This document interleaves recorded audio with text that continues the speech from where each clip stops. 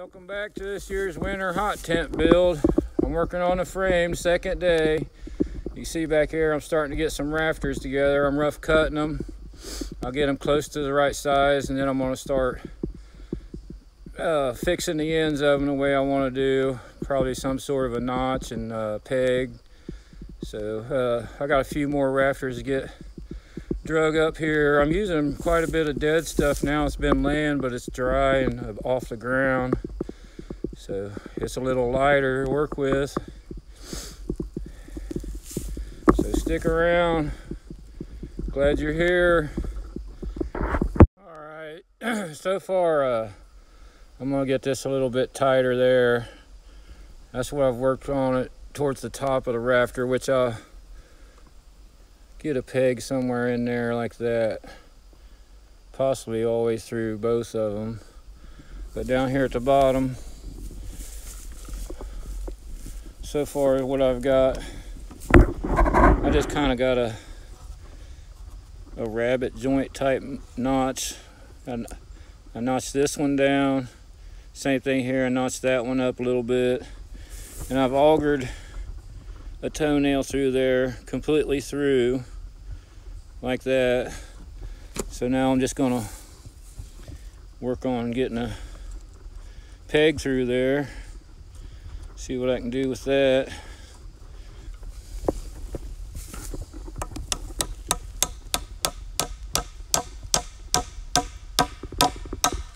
I might have to use two hands to keep that lined up. I can set this camera up a little better.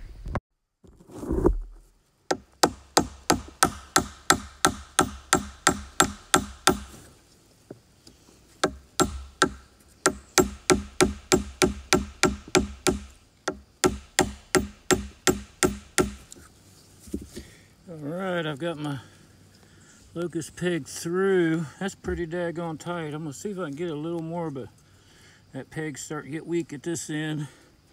I'm a little long. I'll tell you what, I can trim it down for now because I don't need that anyway.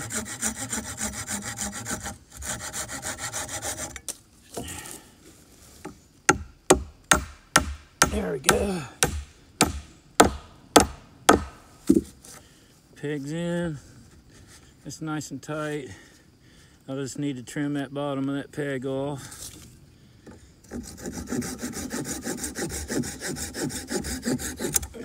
So that's the first one. This is the front corner, or the rear corner of my overhang. On the bottom. So now I'm gonna clean that top up a little bit and get that one in. So I'm on the other side, getting ready to get this here attached on the bottom rear corner. And what I do is I eyeball this angle on this upright rafter that I'm putting them in, and I'll mark down here, try to get that same angle. This doesn't have to be, there's no rules here. This doesn't have to be perfect. This is a tent, but I'm doing it as good as I can for what I got going on here and trying to beat winter and that. But I'll trim that back, or I'll come over here to the other side. Same thing. Get me about that much of that one trim back, so that'll put me here on this one. So I'll saw cut this, take the chisel, knock that out. Same thing over here, saw cut this one down, take the chisel or axe, knock that one out, and then I'll just kind of play around with the chisel and the axe and knife until I get a pretty decent fit. What I was doing up here is I kind of eyeball that angle. You see it's a little bit off, but I'm gonna drop down and I can trim a little bit more out of here. I've just been taking the axe and hitting up on these, trimming these down until I can get a fairly snug fit like I got over here. It's not that bad. When I get them to meet together, same as I did over there, I'll get this side in, then I'll meet these tops and try to get a peg all the way through those, and then carry on. All right, so I cut this one down, pop that out with the chisel. So now I know I need to be about blade depth for my next one. So I'll cut that down.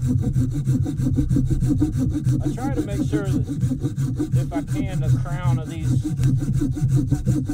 little sapling sticks, whatever you want to call them, are kind of sticking outward just to hold my tent out and open a little better.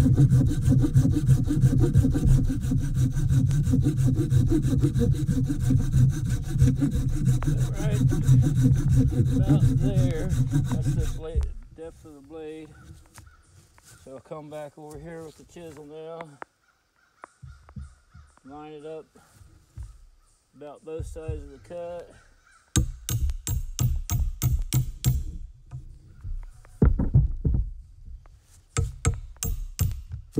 Pop them out. And then I'll fine tune and clean it up a little bit more. And that's real close fit. I could just take the chisel and take this just a little deeper to bring the gap out down here where this and this meet and get a good flush fit before I do my auger. That's the same thing I showed you I did on the other side, and then I'll get up top. I'm starting to get some sprinkles now, but it's not supposed to mount to anything. Hey, just a quick little progress report here. It's 12 o'clock noon. I've had a few little rain showers I kind of ducked out of for a minute or two here and there, but I'm gonna have me a coffee break. I got out the Esbit stove and I'm gonna have me a double shot of Nescafe. I'm gonna have some tuna. I got leftover chips from breakfast. Then I'll have a Builder's bar with peanut butter. That'll be my lunch break. But so far I've gotten the two overhang ends done here. It's pretty solid. If I can get back enough to see what I've got going on. That's where I'm at. This will be the front. It's gonna have about a 3-foot overhang. I'm gonna put the entry back there where the first posts start. So from about where that one's laying up to this first rafter here, that'll be the end of it, with it going back about 3 foot for an overhang. And I was showing you the other end. It's got a little about a foot overhang on it. Because what the deal is I got one big good tarp. It'll work top to bottom all the way over. Then I got one crappy tarp with rips and stuff in. I'm gonna cut out and fix in here a couple feet. I'll just cut it to size, and I'm not sure exactly how I'm gonna attach it yet. I'm thinking about probably cordage and some pegs, but it's coming along. It's gonna be pretty strong. There's no way near any reason to have a tent that strong other than I'm in the woods. I want this thing to last. If anything was to fall on it or whatever, I think it'll be all right. Hopefully nothing would happen while I was sleeping in it or anything. But I think it'll be fine. Most of the trees around are pretty good.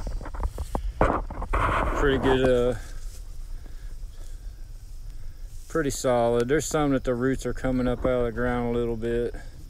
There's one right over there. That one. But it's close enough. If it uprooted, it's probably just you know, the closer you are, if it uprooted, probably the better, I think. But I'm not sure. I'm just saying that because that's what I feel about it. But I think it'll be fine. That's where I'm at for now. I'll check back with you later. After I take a break, I'll try to get these center rafters in and see how far we get today. I think I'm gonna stay the night. I did bring a blanket, a poncho, and a wool poncho, and my DIY sleep mat, so I think I can work out a good little sleep system, maybe build a fire. But I'm thinking on that right now while I'm eating lunch, so I'll get back with you a little later. I'm on the last rafter now, guys, so on each side, one of these quickest thing, easiest thing I'm trying to do is relief cut. I'll lay my actual rafter up here first. Find where it's going to hit, top and bottom. Get my first cut on each side as close as I can with the saw blade, the same angle as the bottom of that rafter. Same thing up top. I find it on each side of the rafter, on each side of the ridge pole, and make some relief cuts the same angle as the saw here. Okay, and then I'll come back and make another notch in the top of this rafter.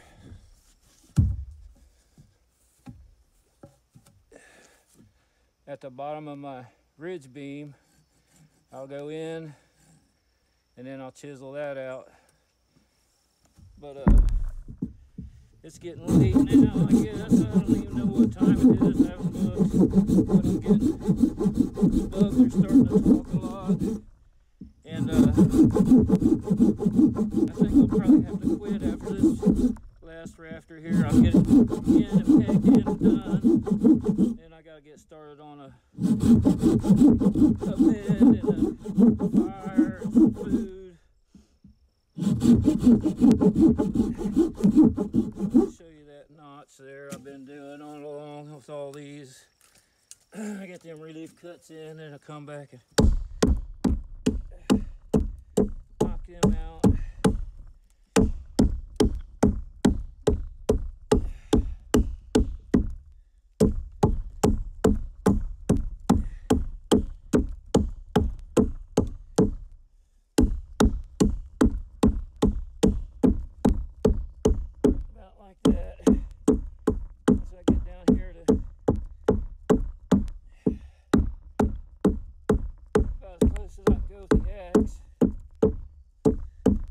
Chisel, I'll work in there, get them finished out, go on like that, top, bottom, and the top of the rafter also do about the same type of notch. I get laid in there pretty snug. Some of them are didn't fit as snug as others, but I'm also pegging them in with I'm running a peg through all three this way. Up top I'm getting one straight across into the ridge beam, and then when them are all done, I will run a purlin stringer, purlin all the way down between top and bottom, and notch each one of them in with a peg. All right, I'll give you another shot as soon as I get this one done of the whole thing. Whew.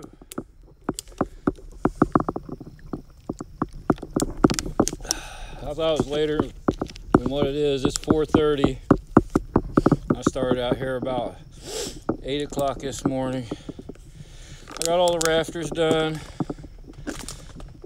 I'm gonna have to start working on my evening relaxing area. Let me get you turned around and give you a good shot of what I got done today. All right, there it is. That's probably the biggest part of everything I'll be doing, other than I'm gonna run what you call purlins down through here, one down each side. That'll help tie everything together, keep anything from dropping in, keep the tent from sagging in. I may add a gusset or two up here. It's solid, but it does have just a tiny bit of shake. I don't think it'll need it. I'll see what happens after the purlins are in. And I'm gonna have to add a band in the back and maybe a band on the bottom. Haven't decided yet. This is just as I go type of thing. I think about it all the time when I'm not here, but that's what I got going on. So here's just a shot of tools I've been using. Nothing expensive, just I keep my stuff sharp and take care of it. I got that old drill. It was probably my grandpa's. Found it at my dad's shed. Just an old tape I had from work. A Condor bush knife from my brother. Just a little Fiskars handsaw. That thing works pretty good. An East Wing axe or hatchet, camp hatchet. That's probably my favorite tool. I'm sure I said that before. I use that more than anything. My pegs, if you go back a few videos, I'll show you how I made the pegs. I made a ton of them beforehand at home out of a locust patch of saplings that come up my yard off a stump. But I made a little tool to drive them saplings through and make my pegs and point the ends off so I'd have them instead of spending too much time on them up here. And I've been getting 2 out of 1 on a lot of them. Some of them I got to use one whole one, but some places I have a place to get 2 out of 1. But you can kind of see now probably the overhang that'll be on the back. The stovepipe will come out somewhere here in the back. Probably it'll offset a little bit because I got these supports on the ends, but that'll be a foot of overhang there or so. And then this will be my back wall. I'm figuring on the stove being right in there. Offset there just a little bit in that back. Back up. Okay, so you can see the 3 foot, almost 3 foot overhang on the front. And then the entry will be there, which I'm not worried about the entry till everything else is done. I can work on that. I'll have an overhang. I can work on that in the rain or winter or whatever. But I want to get that back wall worked on next. I'll be start working on the stove here soon. It was a little bit of work to it, but it's fun. It's enjoyable. So I'm thinking right in here there'll be a stove, a little 15-gallon oil barrel stove, and then I'm kind of figuring on putting a bunk on maybe on both sides, maybe a small bunk on both sides, or with enough room under them for storage. And I don't know, it can go on and on, but I'll work on all that stuff in the winter. Be projects for the winter, but I'll get this thing covered soon. Get that stove built, have somewhere to get in out of the cold and the rain. It's coming. But I'm gonna get working on my evening relaxing area, dinner, fire. It'll be dark soon out here in the woods. I don't know how good of a view you can get of anything, but this hillside drops off quite a few shelves down through there, good ways. It's hard to see right now, but the leaves will be gone. We should have a good view out there.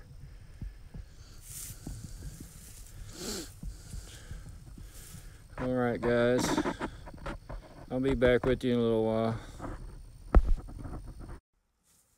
Okay, just real quick before it gets dark, I'll try to give you an idea of the size of this thing. It's not huge, but there's plenty of room. And, this will be the back wall way back here. So I got actually almost 14 feet, but I'll have the entry here. Here will be the overhang area, so I can stand up good. If I have a bunk about this high here, I'll have plenty of room for sleeping. And I don't know, just wanted to give you an idea of the size of it. My tarp is like 14 by 17, which will go all the way over it from one side over, and probably a little off the bottom, maybe 6 or 8 inches to get I'll work the ground out and get the flow away. Then I'll probably bring some more out of the ground on the inside, and I'll actually have a little bit more headroom in there. So there's that. I got the little blaze going. Let that cook down a little bit. I think I'm just gonna have me a can of split pea and ham for dinner, and a little bit of spicy tea, sweet and spicy.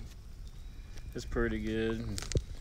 And just kick back and relax. I don't even think I'm not even gonna fly my poncho or tarp or nothing. I'm gonna build my bedroll right on a good spot on the ground, and then I'll just pull my poncho right over top of me. I'm kind of tired. I'm gonna have to head up to the truck. I gotta climb this hill again, go up and check on the truck, see if I can check my messages. I can't get no signal down here, so I'll get up and check my messages once before I turn in for the night. So I think that's probably gonna be about it, unless I run into something crazy. So I'll see you again in the morning, guys. Just real quick, guys, I went ahead and got my poncho flying over the frame there.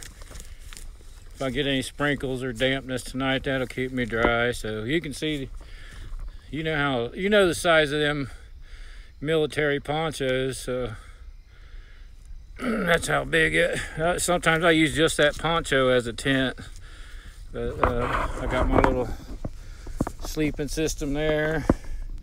There's a wool poncho rolled up for a pillow. I got a sweatshirt underneath there. I got a pair of dry wool socks, wool blanket. I got a painter's tarp I made into a bivy bag, but I'm just using it as a ground cloth, and then my DIY ground cover. So I think I'll be fine tonight. Got my dinner ready, and that'll be it. Good night. Hey guys, I made it through the night. Didn't have any rain, having a few sprinkles right now, but it's 6 a.m. I'm working on getting some breakfast together, just some oatmeal and coffee. And I'm getting my things put together and packed back up, and I'm gonna have to head up out of here, get back home. Oh, thanks for stopping in, thanks for watching. I'll see you on the next one. Don't forget to thank Mother Nature, guys.